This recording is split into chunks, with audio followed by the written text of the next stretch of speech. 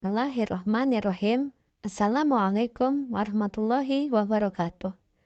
Terima kasih sudah berkunjung ke channel MRAS Islami. Segala puji kita panjatkan untuk Allah Subhanahu wa Ta'ala, Pencipta seluruh alam, serta salawat dan salam kepada junjungan kita, Nabi Muhammad Sallallahu Alaihi Wasallam. Allahumma salli ala Sayyidina Muhammad wa ala ali Sayyidina Muhammad. Kali ini kita akan membahas tentang tata cara tayamum. Bagaimana tata cara tayamum yang baik dan benar? Tayamum adalah cara bersuci dari hadas besar dan hadas kecil menggunakan debu atau tanah sebagai pengganti air pada kondisi tertentu. Secara istilah, tayamum artinya mengusap wajah dan kedua tangan dengan tanah atau debu sebagai pengganti wudhu dengan tata cara tertentu. Tayamum merupakan suatu kekhususan terhadap umat Islam dalam menjalankan ibadahnya.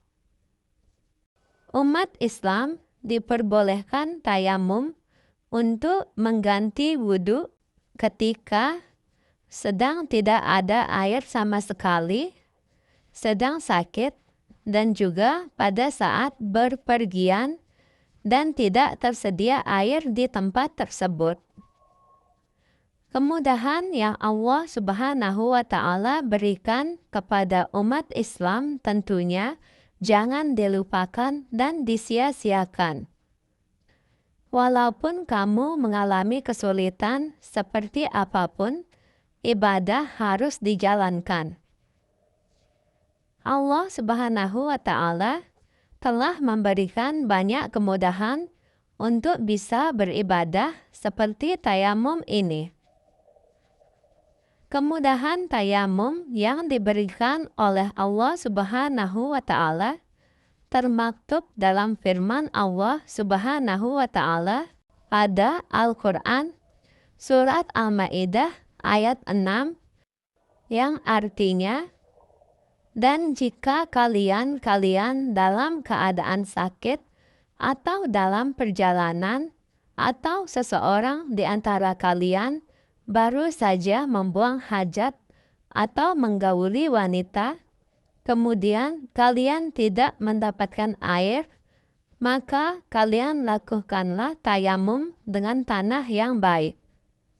Usaplah wajah kalian dan tangan kalian dari tanah tersebut. Tidaklah Allah menghendaki untuk menjadikan beban bagi kalian, melainkan Allah berkeinginan untuk membersihkan kalian dan menyempurnakan nikmat-Nya bagi kalian agar kalian bersyukur." Tata cara tayamum. Dalam pelaksanaannya, tayamum memiliki beberapa cara agar kalian dapat melakukan tayamum dengan sempurna.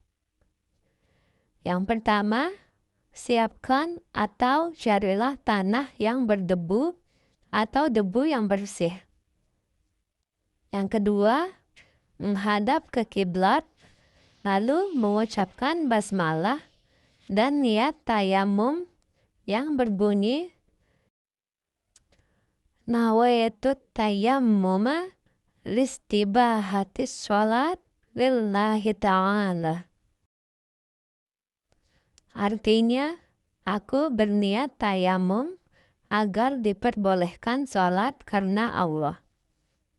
Yang ketiga, letakkan kedua telapak tangan ke daerah yang berdebu.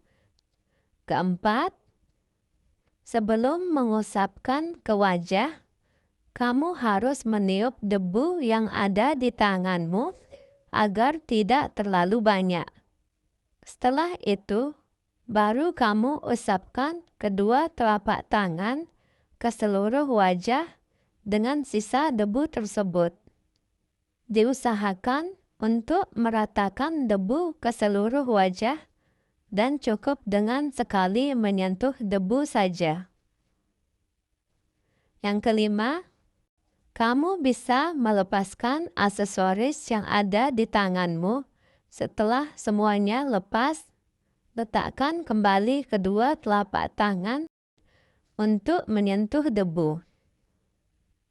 Keenam, tempelkan telapak tangan kiri di atas punggung tangan kanan.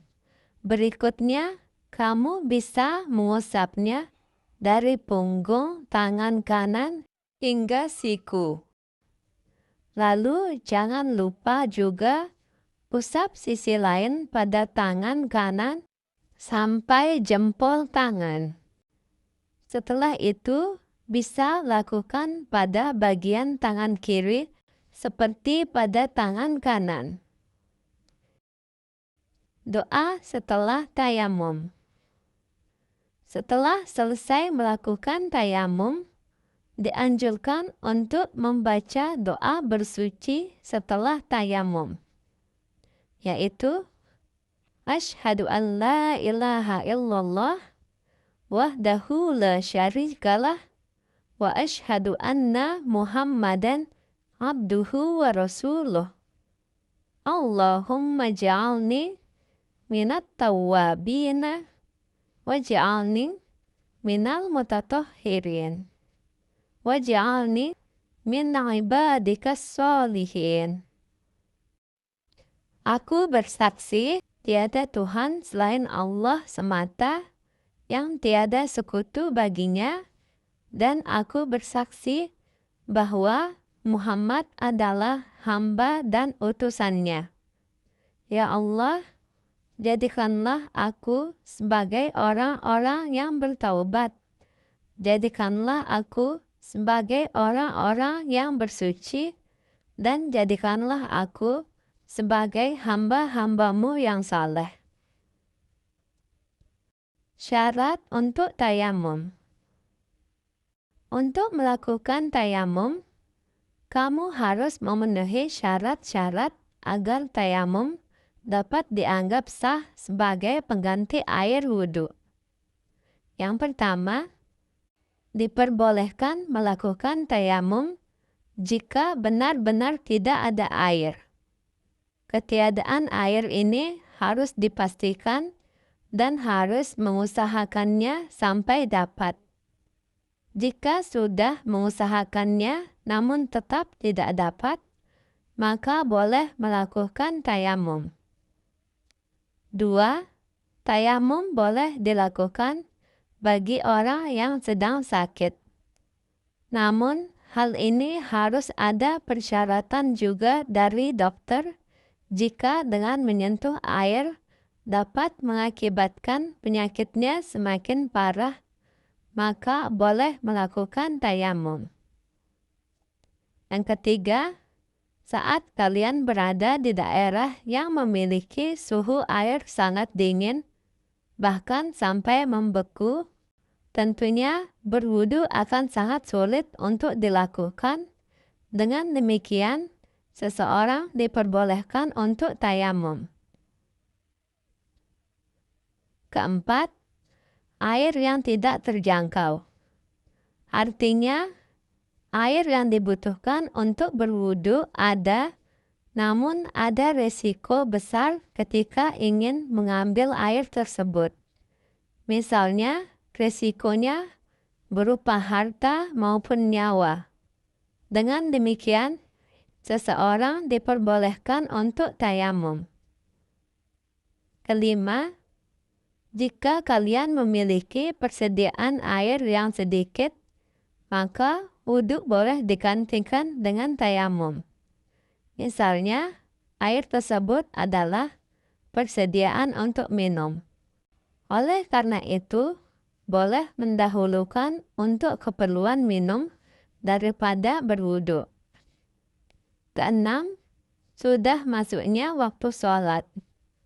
Ketika waktu sholat sudah masuk, bahkan mepet dengan waktu sholat yang lain, serta kamu kekurangan air, maka diperbolehkan untuk melakukan tayamum.